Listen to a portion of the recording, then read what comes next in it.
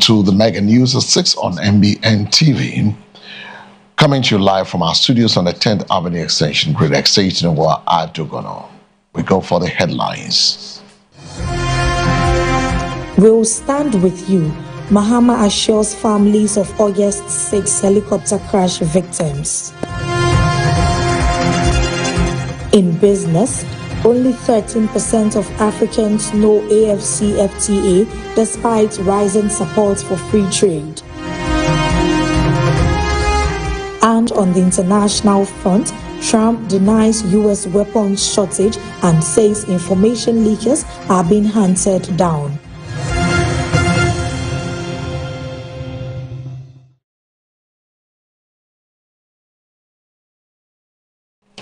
My name is El Samuels. The news is also live across all our social media handles on MBN 360.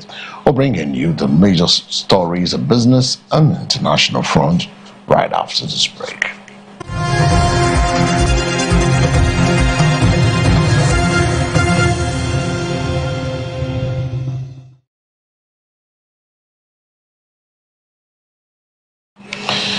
The details of the story, the President John Dramani Mahama has assured the families of the 8 victims of the August 6, 2025 helicopter crash that the government and the people of Ghana continue to stand with them as they mark the first anniversary of one of the country's worst aviation tragedies.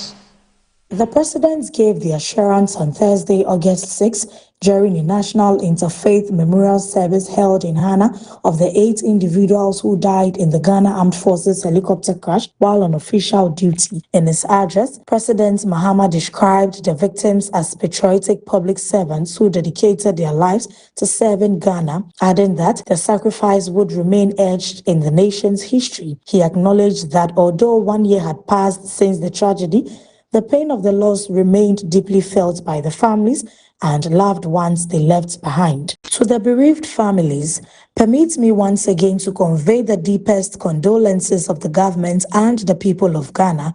I know that no speech can erase your pain, no anniversary can fill that empty seat at your dining table, and no ceremonies can replace the voices that you long to hear. You have borne your grief with remarkable courage and dignity, and in doing so, you have reminded all of us that love does not end with death. It endures in memory, faith, and the lives we choose to live thereafter. Please rest assured that the nation still mourns with you, and your loved ones did not die alone. They belong to all of Ghana, and we will continue to remember them. I know that no speech can erase your pain. No anniversaries can fill that empty seat at your dining table. And no ceremonies can replace the voices that you long to hear or the embraces that you still miss. You've borne your grief with remarkable courage and dignity over the past year. In doing so, you have reminded all of us that love does not end with death. It endures in memory, in faith, and in the lives we choose to live thereafter. Please rest assured that the nation still mourns with you. Your loved ones did not die alone. They belong to all of Ghana, and Ghana will continue to remember them. Ladies and gentlemen, every nation has moments that test not only its institutions, but also its humanity.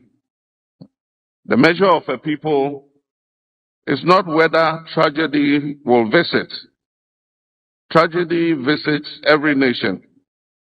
But when tragedy strikes, the mark of a great nation is how we emerge from that sorrow with greater compassion, greater wisdom, and a stronger commitment to one another. Still with the presidency, the President John Dramani Mahama has stressed that the lessons from the August 6, 2026 helicopter crash must never be forgotten. urging leaders to use this tragedy as a catalyst to strengthen institutions, improve safety standards, protect those who serve the country. Speaking at the National Interfaith Memorial Service on Thursday, August 6, 2026, to commemorate 1 year since the crash that claimed 8 lives, President Mahama said the memory of the victims places a responsibility on leaders to build systems that prevent similar tragedies in the future. He said every decision taken by those entrusted with leadership has consequences for people's lives, making public office a responsibility and a sacred trust rather than merely a position of authority. Today should be a moment of reflection for all of us who are entrusted with leadership, that every decision we make affects lives. Every public office is ultimately a sacred trust. He said. President Mahama emphasized that leadership must be defined by the responsibility leaders assume for the welfare and safety of those who dedicate their lives to serving Ghana. Their memory therefore imposes upon us a solemn obligation to build stronger institutions, to strengthen safety standards wherever necessary, to invest in the welfare of our personnel, and to ensure that no lesson from this tragedy will ever be forgotten, he stated. He said the most meaningful way to honor the victims would be not only through physical monuments, but also through practical measures that improve systems and safeguard public servants. The greatest memorial we can build is not one made of stone or bronze. It is built through responsible leadership, improved systems, a steadfast commitment to protecting those who dedicate their lives to Ghana, President Mahama added. Leadership is not measured merely by the authority we exercise, but by the responsibility we bear for the lives and welfare of those who serve our nations. Their memory therefore imposes upon us a solemn obligation to build stronger institutions, to strengthen safety standards wherever necessary, to invest in the welfare of our personnel, and to ensure that no lesson from this tragedy will ever be forgotten. The greatest memorial we can build is not one made of stone or bronze.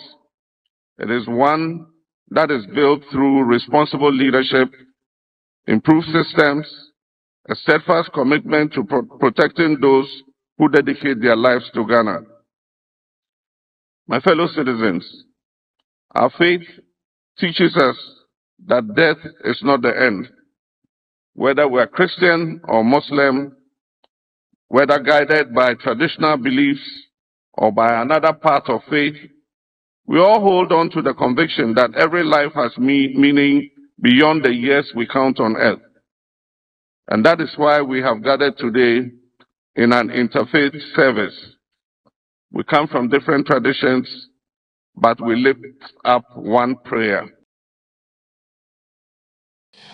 Away from the commemorative celebrating the 8th fallen heroes, the Member of Parliament for Akuapem North, Sammy Awuku, has said government greatest tributes to the victims of the August 6, 2025 helicopter crash would be a renewed commitment to ending illegal mining, popularly known as galamsey.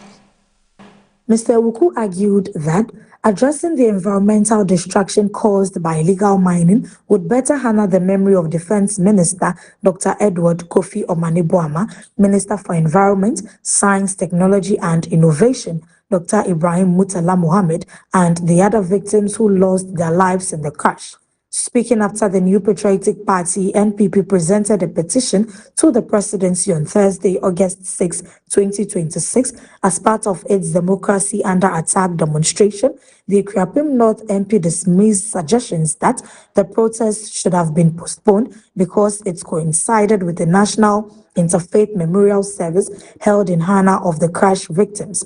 According to him, the focus should instead be on issues that the deceased would have cared about, including protecting Ghana's natural resources from illegal mining activities. He added that Dr. Omane-Boamah, if he were alive, would not have supported what he described as the continued degradation of Ghana's lands and water bodies through illegal mining. Mr. Awuku maintained that the government could have demonstrated its commitment to honoring the late Defense Minister, Dr. Murtala Mohammed, and the other victims by intensifying efforts to combat illegal mining. The biggest honor this government could have honored the lives that we lost on that fateful day was to stop Galamsey. Today, Galamsey is worse off. I don't think that Omani, if was alive today, would have at least supported the vulgar degradation of our lands. And if this government wanted to honor the memory of Dr. Edward Omane Boama, my brother Murtala Mohammed, and the other lives that perished, they should have doubled their effort in combating and stopping Galamsey. His comments come on the first anniversary of the helicopter crash that claimed the life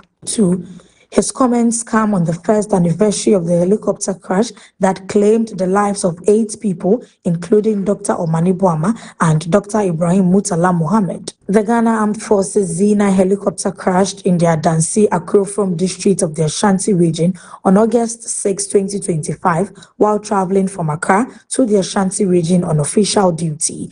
A national interfaith memorial service was held at the University of Professional Studies Accra, UPSC, on Thursday to commemorate the lives of the victims and reflect on their contributions to national service.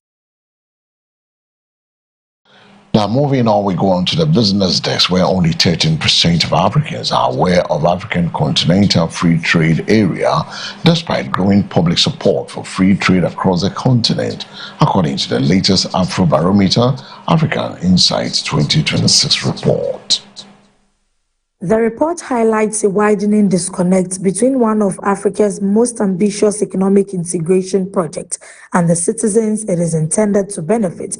Even in Ghana, home to the AFCFTA Secretariat, awareness stands at only 17%. Yet, while knowledge of the agreement remains limited, support for its core objective continues to strengthen. The survey found that 62% of Africans believe governments should make it easier to trade with other countries to create economic opportunities, up from 51% recorded 5 years ago. Support for freer trade is now the majority position in 32 of the 38 countries surveyed. The findings also show that 66% of Africans want their governments to expand trade relationships globally, compared with 20% who favor prioritizing trade within Africa and 8% who prefer focusing on their sub-region. Researchers say this does not conflict with AFCFTA, whose objective is to use stronger intra-African trade as a springboard for greater global competitiveness. The report further found that Africans facing greater economic hardship are generally more supportive of open trade, contrary to trends in many other regions where difficult economic conditions often fuel protectionist policies. Afrobarometer says governments will need sustained public education campaigns if the AFCFTA is to ensure the broad public backing needed to achieve its long-term integration goals.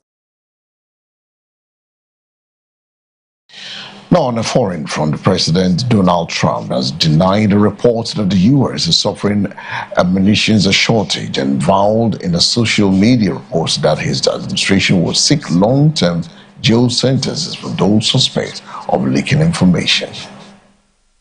The U.S. has massive amounts of munitions, especially of certain types, Trump posted on Thursday morning. Additionally, large amounts are being manufactured and shipped to the U.S. as needed. Trump and the Pentagon are facing mounting questions about the state of the military's arsenal as the war with Iran marks its 6th month. The U.S. and Iran have continued to trade strikes despite multiple pauses in fighting, and a deal to end hostilities fully remain elusive. Against the backdrop, the administration has sought to assure Americans that missile stockpiles remain robust, even after vast quantities of difficult-to-manufacture weapons were used during the combat operation known as Operation Epic Fury and the tit-for-tat strikes since. Meanwhile, the Washington Post reported on Wednesday evening that Trump had confronted Defense Secretary Pete Hegseth last week over a possible weapons shortfall. protocol, also citing unnamed sources. The leakers of these treasonous statements are being hunted down, Trump said in the post on Truth Social. Long-term jail sentences will be sought. He directly addressed the Washington Post story in a later post, saying, "I really believe their fake reporting is treasonous. I'm extremely happy with the job that Pete Hegseth is doing." He also posted,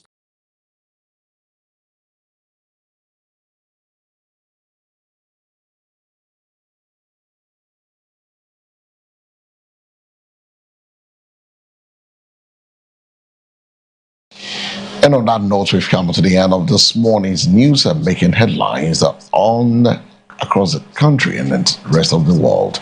But before we take a leave of you, we turn our attention to bring you the details of the stories that make headlines. "We'll stand with you," Mahama assures families of August 6 helicopter crash victims. In business, only 13% of Africans know AfCFTA despite rising support for free trade. And on the international front, Trump denies U.S. weapons shortage and says information leakers are being hunted down.